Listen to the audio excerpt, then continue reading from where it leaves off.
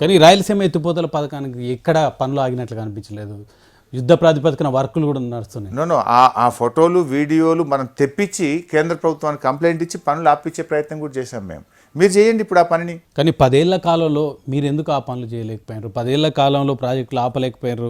రాయలసీమ ఎత్తిపోతల పథకానికి సంబంధించి యుద్ధ ప్రాతిపదికన వర్క్ చేస్తుంటే కోర్టు వరకు వెళ్ళారు, పనులు చేయలేదు. నీళ్లు నిధులు నియామకాలని ఒక ట్యాగ్ లైన్తో తెలంగాణ పోరాటాన్ని స్టార్ట్ చేసిన బీఆర్ఎస్ పార్టీ రమేష్ గారు ఈ రోజు ఎందుకు దాన్ని ముందుకు చేయలేదు? మేము అద్భుతంగా చేసినాం కదా. ఇవాళ గోదావరి జలాల్లో నీళ్ల వాటా తెచ్చినాము, కృష్ణా జలాల్లో నీళ్ల వాటా కోసం మేము పోరాడి సెక్షన్ 3ని సాధించినాము. పాలమూరు ఎత్తిపోతల పథకానికి 90 టీఎంసీలు ఆంధ్రప్రదేశ్ గోదావరి నీళ్లను కృష్ణా డెల్టాకు డైవర్ట్ చేస్తే 45 టీఎంసీలు దాని నుంచి హక్కుగా తీసుకొని జీవో ఇచ్చినాం. వాళ్ళు కోర్టుకు పోతే కోర్టులో కూడా మనమే గెలిచినాం. మంచిగా బలంగా వాదించి ఇది తెలంగాణ హక్కు, నాగార్జున సాగర్లో 45 టీఎంసీలు వాడుకోవచ్చు అని చెప్పి కోర్టులో కూడా గెలిచి ఇలా పాలమూరు ఎత్తిపోతల పథకానికి నికర జలాలు కేటాయించుకున్నాం. మైనర్ ఇరిగేషన్ సేవింగ్ కింద 45 టీఎంసీలు సేవించి 90 టీఎంసీల నికర జలాలను ఇలా పాలమూరుకు కేటాయించుకొని మనం విజయం సాధించినాం. మేము ఎప్పుడు కూడా అన్కాంప్రమైజ్డ్గా ఫైట్ చేసినాం కనుకనే ఇవాళ రాష్ట్రానికి సెక్షన్ 3ని కూడా మనం సాధించాం.